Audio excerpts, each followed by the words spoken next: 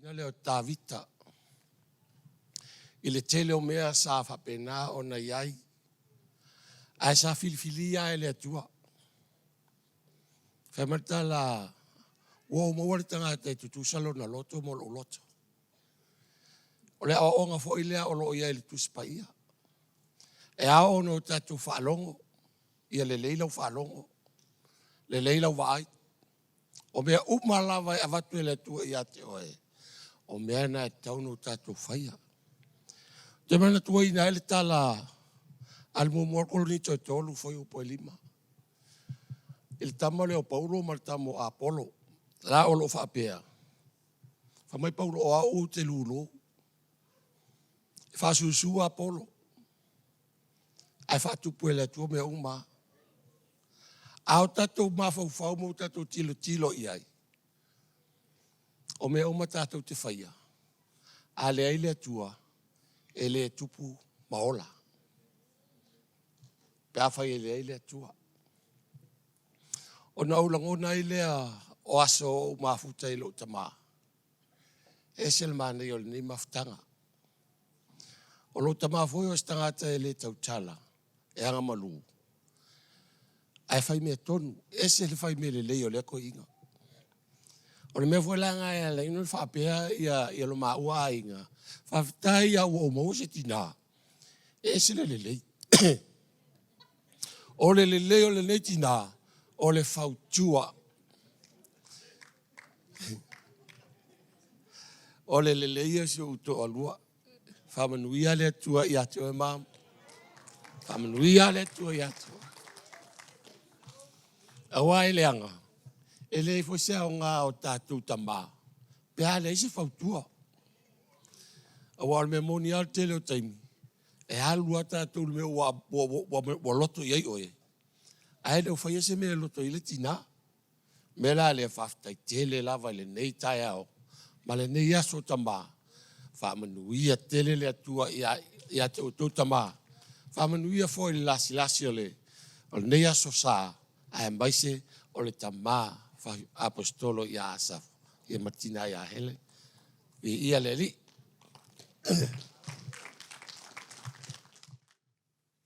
Ko le lopo le asakala la faiwo. Kele ngai tala mo ngai wha manu yanga. O le tamatu mau ya Yesu. E teu he Yesu. Ina ia fua atili mai. O tama uma le mafutanga o sana. O tamana o teu he Yesu.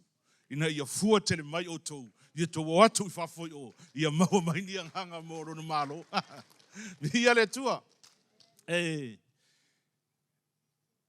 O lo Yesu fe au o lo momori ma ina ili ne Yohanes fulma lima lea tal noa tuai. O le mana ongo Yesu.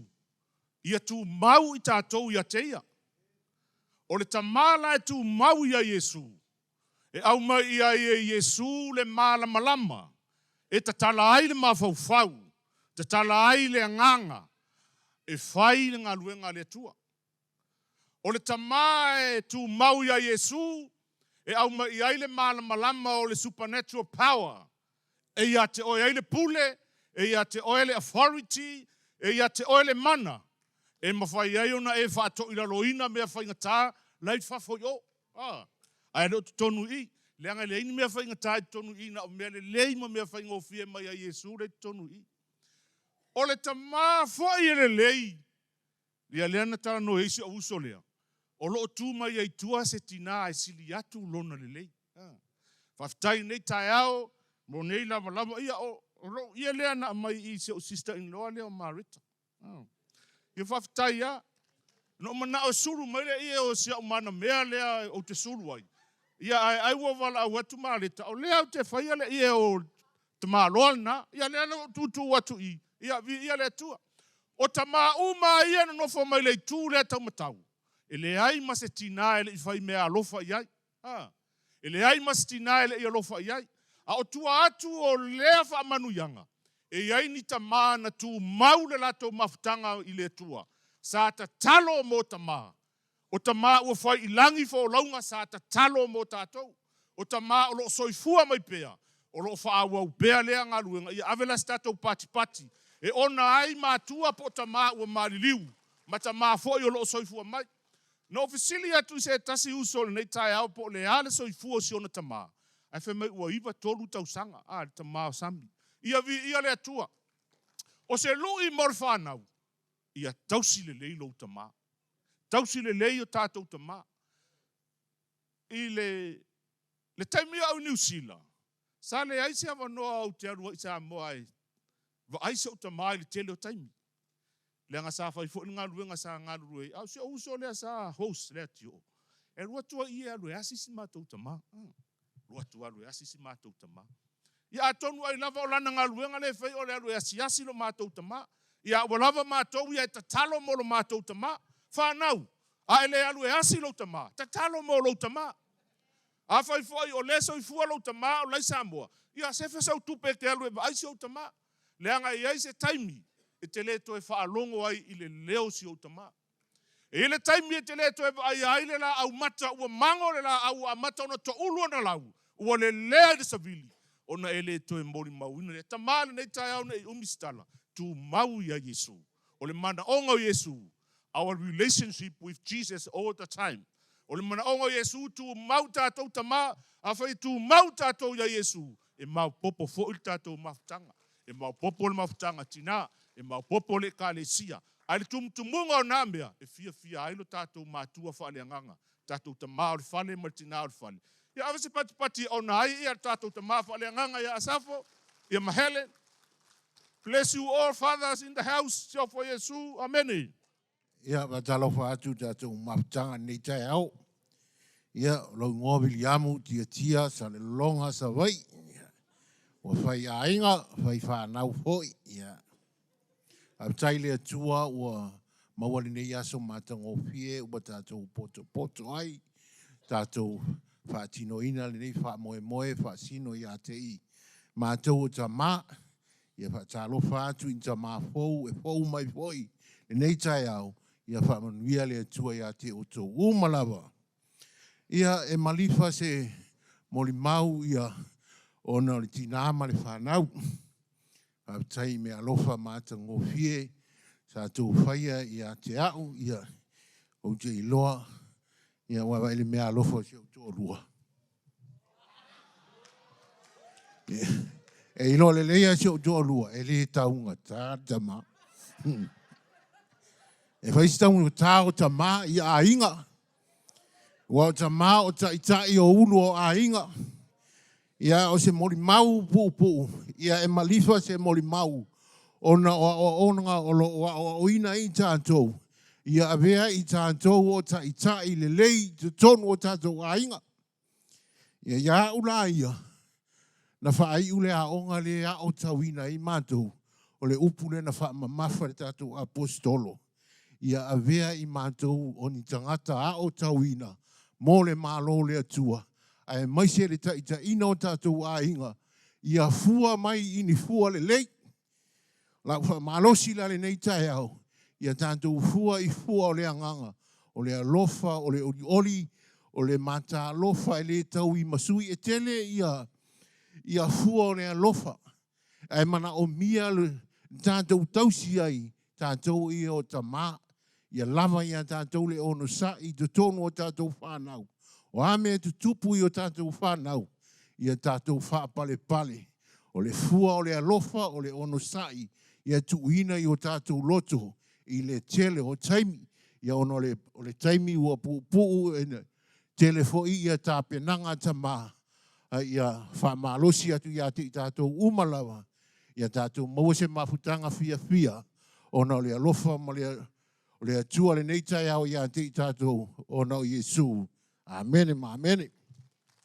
Ia via le atua, e pe o koe alu le aonga. O le so o ai o le, ia ele mwhaiano usau au ia toi vivi i atua.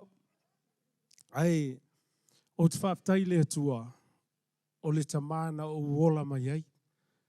Me le au te whaamalosi o lau whaamalosi a tātou tamā umalawa. Ia le lei a tātou a mio. Aua e whaauau e tātou whanau, lau a mio. O lou tamā, e ese foila na ia a mio, every fathers are unique. Oia ia tama ese fo i oe ese au, ese lo tama. I lo tama na wola mai ai. O se tangata le iloa nisi o na winga. Fai mai lan tala. Alu e fai tau le fata o tōna fai mai. Ia fai tete ole tama le tau tala. Ai pe o le sa wai fai mai. Ia fai tete fo i le tai fau pole mai le hou. Lono winga. Ia aue te tu so o le fale o lau wo. E fai pe na ia lo tama. Sea alu i fale o isi a inga. E le iloa e tangata o na winga. Pau a winga le o lo tama i loa. O na winga lofa. O winga fo na le efsoswani. O winga o na winga ata. Awai lono winga. O le fautuanga fo i mātou mō tātou tama. Ia ulava ia. Ia ue te alu solo i fale o isi ma wai e ilo ai o winga. Ai e ilo fo i o winga. Ai tau tala fo e ilo fo i o winga i nā. Mele o te whaftai i lo tina. Awa ana le lo tina. E le lo tama. O te whaftai fo i ma o whaftai le atua i lo to lua. Pei fo i o na sao noa nisi. O te whaftai si au mana mea. Awa ana le ia. E le iau. Whamai le salamu se laulu es furfitu. Whamai. O le whanau. O le tofi mai le li. Ai te lole upu mānei ana e sao e le whaupu e wha se laulu furfitu na salamu. Ai whamai. E le lima o le whanau. Whamai le lima o le toa. Se pesili e ala oe. A whapea i eisau whanau o ai la oe. You are warrior. O le toa. No whaitau whapea. Te le ilopo whemele au mai e le toa Samoa le sau le mai Samoa. Awa e whaitau i le whamai le upu le tusipalangi. They are warriors. O le warrior le tangata toa. No winga. Tama, o lava se tama o lo alala mai i. Tama i a vea o le toa. I a vea o se toa i tono le ainga. A vea o te toa e tautala. A vea o le toa e te tūmalosi pui lo ainga. A vea o le toa e te atiae. Ia ma e tau mawhai na ia whaalelei mea le ainga. Ai mai se ai. Ia vea o se toa e te alofa i lo toa lua. Malau whanau. I le suafa o Yesu. Amen. Whaftai nei aso, whaftai atu mua lava. Tai mua le tua o le tātou te mai langi. Ono lona alofa ia tātou. Whaftai foi i taitai o mawhtanga te mā. Ono le nei mawhtanga māneia. Nei polkalame māneia. Whaftai foi i taitai o mawhtanga tina. Ono le tau mawhtanga māneia. Le po an po. Ua matou ai, matou maona. Ua malia matai wa ai. Ua tasi lava oe, ua tasi lava oe. Io mātou whamoe. Whaftai tele, whaftai. Ia ole asole nei, ole aso tamā, i le langa o le tamā, ai maisi lo na wā ma le whanau, ia ma le tina foi. O le aso o le Valentine, o le aso le o le tamā malantene, o malon to lua. O le aso le Father's Day, yeah, it's the role of the father in a relationship with the children and the family, include ai fo ila le tina le ainga po le tina tamaiti. O le whapitoa lava lau whaftai i tina e le o iaini tamā i le whale. Iaini sio i tātou ua le o iai tamā ia whaamalo atu i le wainga o lau whanau malo ainga ua avea foi oe matamā o le ainga. Ia o te whaftai i tamā sa i le sauninga na te anei. The English service was some beautiful testimonies. Te iau toi a maia le tasi o tautinonga na whai. I just wanted to bring Paini, he said, okay, I'm using your testimony to bring something very important to our fathers. Na whaile tau tino ngale ale sunga ya Paini. Ile la mafutanga malona tinga malona tama malati nga sa ia tau ave yaswetele. He was carrying a lot of pain through his relationship with his father. And he shared how he so hated his father. Koe tingalo na loto ilana mafutanga malona tama to the point that ina ua matua o ia mawhailo na ainga nai una toi whaia ia mea na whailo tama. That out of whatever his relationship, he had his family, and he ended up doing what he so hate about what he saw his father did. Sometimes e iei taimi e o ai whapea le o langa. O na whaiula ia o lana tau tinonga whai mai. Whawhitai i le whaoltanga ua whamangalo ia lon tama. I was telling how the Lord heals him and he forgave his dad and brings the restoration to his family. So that's a beautiful testimony. And ele mafuanga wo toi amayai, there's a reason Paini why I bring back your story. It connects, it connects to our leadership message and also to le sona taua mo tatou ne yaso.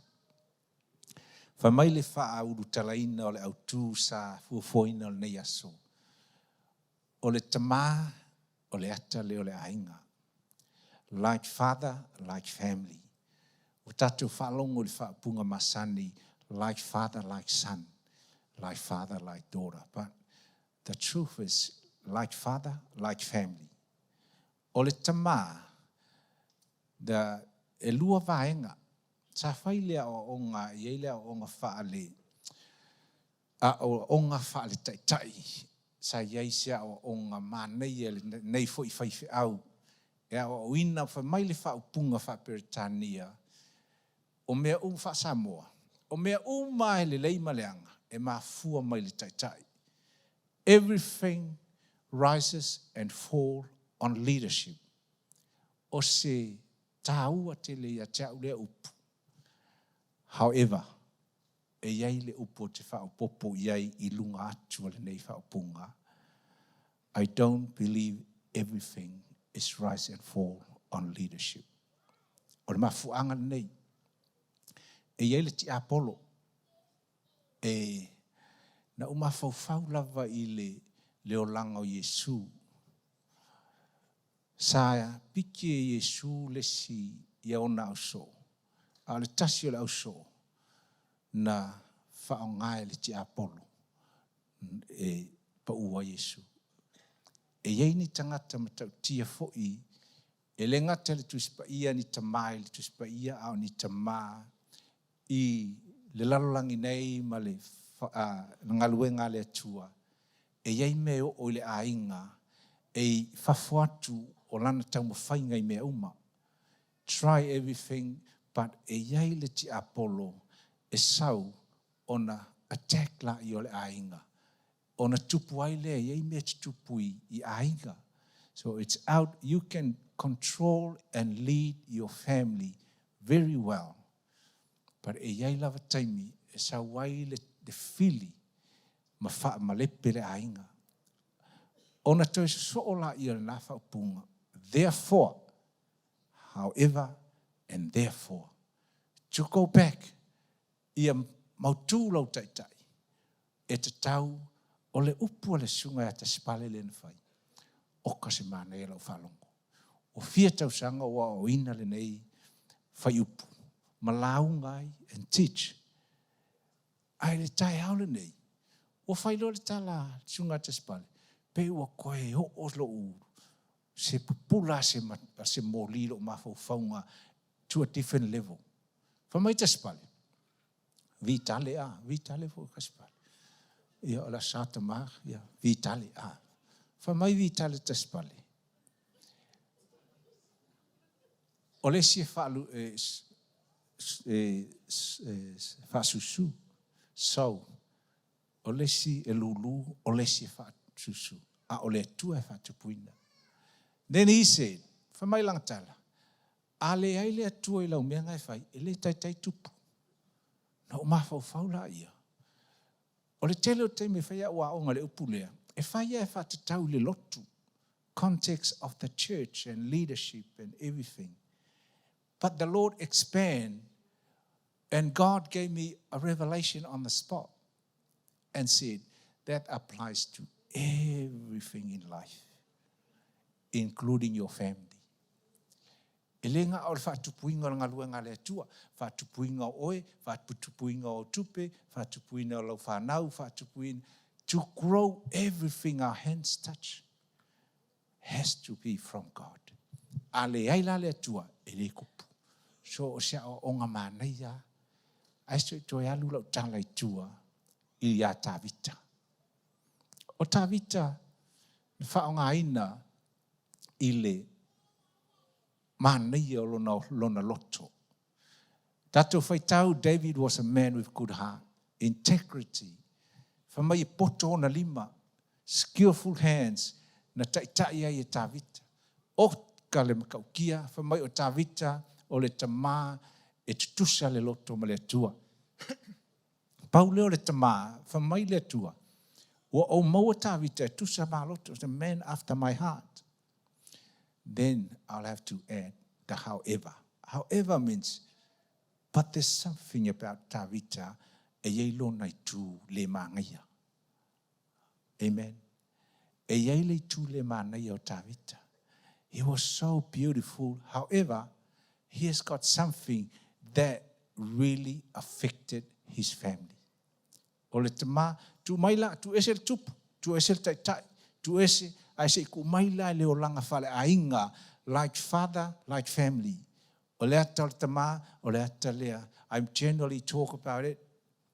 O le ata o le tamā, o le ata lea lona ainga.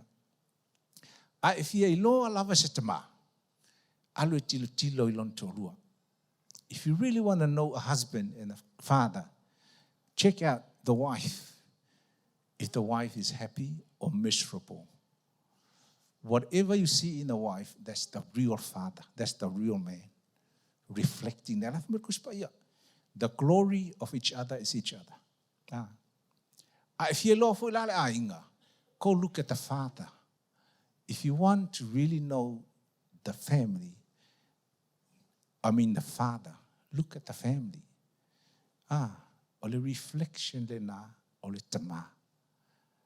And o le mea la, e iei la taimi e tau mawhai le tamā I lana ngā luenga. A iei taimi e sawai le ti apolo, wha le anga titonu o le ainga. E le whapela o tatou complain, ma blame le tamā. Vaenga lona lua, na o ina e tatou. E iei mea e o titonu o ainga pinga ta o le usolea, o le tateli ilea. O lai toto ainga, you try your best to lead your family. Try your best. Aiaya sala lai so solo I lalo a. Aiaya alai e umae. Ua nyingiva lo ulu pe isame ufa pe nge ainga. O le o ina tuspa ia. E tato te o su ea o ona ngainga. Kase ilunga. Kase. Tūlei ese. O le ngā luenga la lea le tamai whai. I le vainga o lona ainga. Ka sei uma haa le hanganga iai. Sei uma ese. E ave ese lo, o na whatu a ho o lo leo oe, I le levo lea, ua matautia laua o ina. O tāwita la. E tu ina nau tāwita, o le kuinga ngau I o kāwika. O isi la tamā, mana o mia te talo I tu ina nau. O tāwita na pepelo tāwita. O tāwita na whasio ti tangata tāwita e ui ele I whaonga ina ia lona lima e whaiai le a o ia na taita ia le whasio tia o uria. O nei vaenga ia. O tāwita na matua ita tāwita e le I whaiwhi au kāwita. Ai sa tupu. ai makua hika le whaiwhi au. Ia so ngā o whaiwhi au o perfeta. Sau le perfeta, a hika tāwita, mai tāwita, oi le ngaka ngaka, oi le ngaka ngaka. Oi le ngata ngata o whaia le me valea, whaia le me valea, whai mai le whaiwhi au o oi. It's you. Don't get mad. It's your problem. O le lui mo tātou ta mā. E te tau ona e mafo whau nei a sā ta mā. Like father, like family. How's your family going to look like? Depends on how you lead your family. Whapupu la tala ia tāwita. O le whāngau ma le ainga o tāwita. Whamalitus pa ia. Ona o le tango o tāwita whaangare pelu. E le ike ar pelu longa ainga. O le pepelo ma le amioleanga o tāwita. Amioleanga lang whāngau. O le tuina nau o tāwita. Na tuina nau lana whānau. Nā aliali mai le whānau o tāwita. Leo lesi o langa leo tāwita. Ai ina ua o le salama o limas fumatasi. Sau tāwita, si o na lima, o a ulava o mafuai, o a uang sala. Rea sale nei, te whamanatu ia e tātou tama ea. We can get better and better. O te vai whaftai, au vai le pito lea. O kase mai, peo ka vai le au alo waa o le kohinga mu. Ka kau whaiska ko vai avesis ngā fua le mā ngai o le ia i se si tu i le wha polkiki pe waka vai le grupo le fast se ese le matau tia o ta mā family atu i le i whaia so i langu mumu o le au tam whai fo ia so i oi le o kasi ei la se spare o ia mai marau kamu ia na tangia mai la le ainga tāwita leo langa o tāwita but the good news fa mangalo le tua e mo ia la ia consequences ai na lofa la vale tua ia o se vaenga le na se tala muli last word for mo le whanau I whaita watu na i upu ia. Mo te maa whamai o tau te maa fōi au a tau te whaono ono ia o tau whanau. O te maa le nei e kāle sia e le te whaono ono i lato whanau. Amene. Whanau. The Bible says, do not embitter your children. I believe the fathers of this church, they don't embitter their children. Sa oa. Vi ia le tua. Ai a whai o Iesu tangata o tutui whaono i lana whanau. I le whātua o tautalai. Paulo, mga umio e tārsanga, Paulo. O whamanatu ai. O le si upu mo ta maa whamai. A oha o le tama e tusa mo nāla. Aho o ina toi ina lava o ia. E le toi tea. Upu masani. Ta maa toi whamanatu. A oha o tato ai. Lau titilo ale pito lea, ai whapea fo i lea pito. O le kere fo i ka mahi e le pito lea. Hallelujah. Malo Jerry.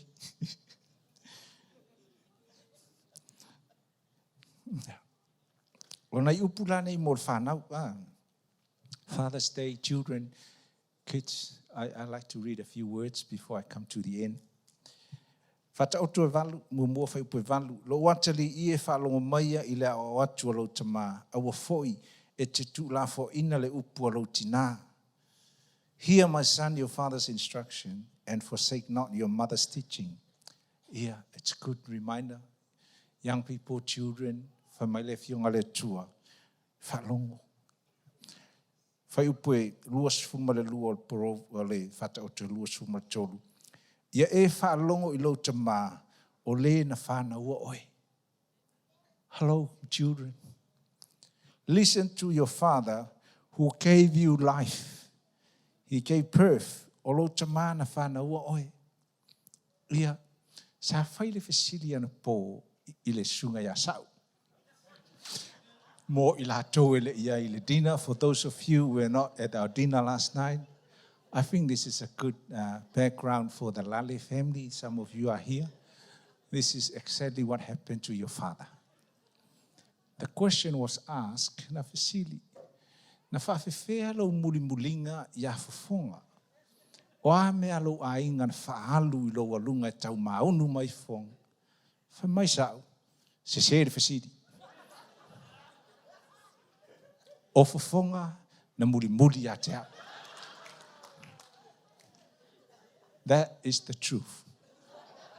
Nothing but the truth. Ai whamai la, whanau, ia o tau whaalongo le tau tama, o ia na whanau o tau. If you have any other problem for not listening to your dad, now listen to God said you have two.